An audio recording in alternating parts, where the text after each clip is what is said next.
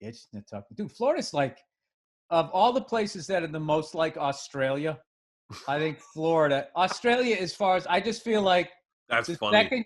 second you get out of civilization in Australia or Florida, something reptilian is gonna get a hold of you. Like you can't go in any bush, any body of water. I mean, the fact that you guys just coexist with alligators, I think that's why you're so racially intolerant around there. Like all the energy that you used to tolerate all the different parades of all the different cultures in our country, I think you use that up on looking for a gator. And then you just like, get out of here, you damn, whatever the hell you guys say down there. Alligators were a legit threat growing up. Did you have a childhood friend that lost a limb or their life? No, I had a kid across the lake that had a pet alligator. Raised him and then had to let him go in the lake. You always have to let a reptile go. 100. Yeah. Oh, well, I want to say every reptile that we had in college ended up either dying at the hand of a dog or being let go. A reptile died at the hand of a dog. Yeah. What, a little lizard? Yeah, lizard. My iguana died because one of the dogs got a hold of it, and then my buddy Cheese had a ball python that got out and just disappeared, and he was like, well, what are you gonna do? And we were like, yeah, that's what the fuck happened in the Everglades. Now you have like two top level predators that were never supposed to meet. And I'll tell you what kills me is, man, those pythons can take a chomping. yeah. I watched this one like on YouTube where this alligator and this python were just having like the Undertaker versus Mankind steel cage fucking match in Okeechobee. And this thing was like, I'm thinking it's an alligator. Just bite the fucking thing in half. But it's like fucking biting on Bruce Smith's biceps back in the day. So they can't get fucking through it. And the snakes just take a beating. Like those pythons could take a beating. Oh yeah, dude. There are so many down there because so many people just let them go. You could buy them in college. Dude, reptile farms were a big deal in Florida. You drive and there would be like a stop like 40 miles outside Tampa where you could go and they had poisonous snakes. Yeah, it's just nuts down there. I'm telling you, it's like Australia. I remember seeing this thing one time. It was just one of those great, just cheesy shows where you don't even have to think, right?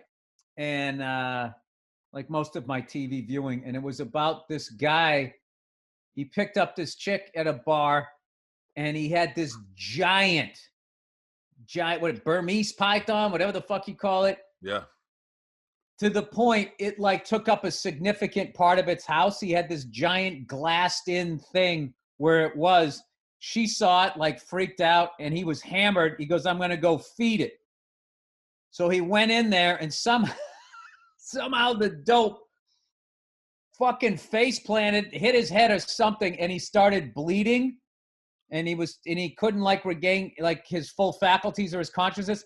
And the smell of the blood or whatever on its little tongue there turned on the predator thing, and it just fucking grabbed him and started choking him out. And then the chick was just freaked out and called 911. But by the time they got there, it was over. I was watching one the other day where this python grabbed this dog, and these guys in like somewhere in Asia just had like these branches with leaves on them.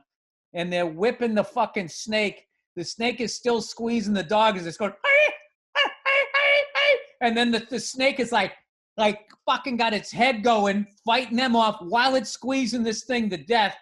It was like some Jackie Chan shit, like multiple attackers while it was also killing its fucking meal. They finally got the thing off. It was kind of funny because the dog chilled once they got it off its rib cage, and it was just sort of down around its hinds quarters. It was sort of chilling. But I've been watching a lot of shit like that.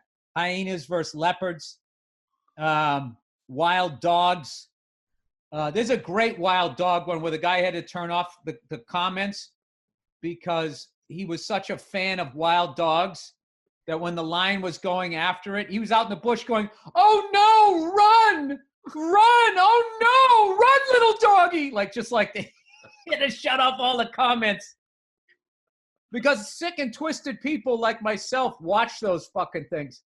There's something about it. Like, it's not like a Rogan thing. Like, wow, Rogan's like into nature and predator and fighting and all of that. Yeah. There's just certain animals I don't like, and I like watching them get killed.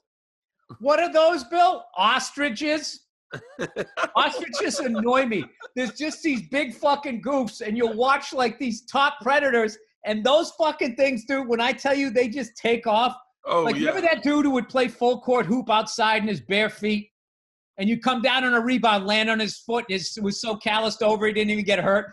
That's the human version of that is a fucking, what do you call, ostrich. Those things, there's so many cats I saw go after that thing. And when those things can see you, they just start taking off. It's hilarious because they don't have arms to move. And it's just like this little blob. It looks like a kid drew it.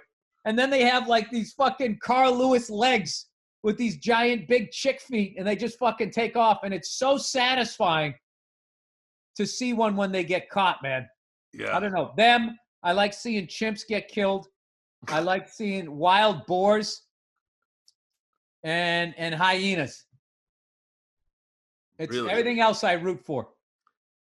We hunted a wild boar on Travel Channel, and they were like, yeah, there's gonna be a segment. And I was like, I bet that it seems pretty brutal. They have a bunch of the Hawaiian pit bulls.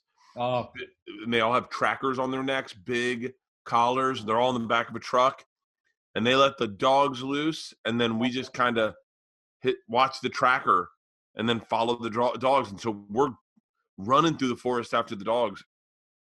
And man, the second we caught up with the dogs, and the fucking 5 dogs were holding the wild boar down, and one's got it by the asshole, one's got it by the ear, one's got it by the, like, they got it. The dogs have pulled all its arms and legs out, and it's holding it down, and you just hear this thing just, they gave us a knife, and they go, stab it in the heart. And I had the knife in my hand, and I passed it to one of the travelers I was with, because it was when we were doing trip flip. I go, it's your vacation, brother. Congratulations.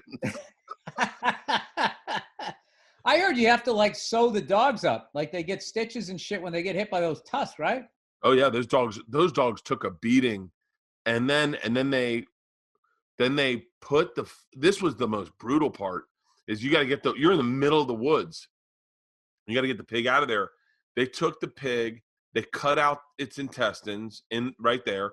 The dogs are fighting over the asshole, the intestines, everything. And then they tie the legs and the arms like this. They tie them, and then I put it on like a backpack with the head right here and walked it out of the fucking woods. Wow. It was. By the way, I think it's hindquarters and front legs, not legs and arms. I don't think pigs have legs. Legs and arms. Yeah, and I actually think that there's probably people who watch this don't give a fuck about stuff like that. But if you are like a PETA person and everything, you can't tell me that during this pandemic, when there was the initial 2 weeks of panic and everybody just running to the store and buying everything. Remember how there was. I am patting myself on the back that in real time I was like, this is fucking stupid. There's Postmates, fucking cows and chickens don't have this. It'd be one thing if there was, all the animals would die, and I understand that. But you can't tell me after this pandemic that you're not looking at a guy like Joe Rogan who's got like, a frozen moose in his garage or something going like, that's pretty fucking smart.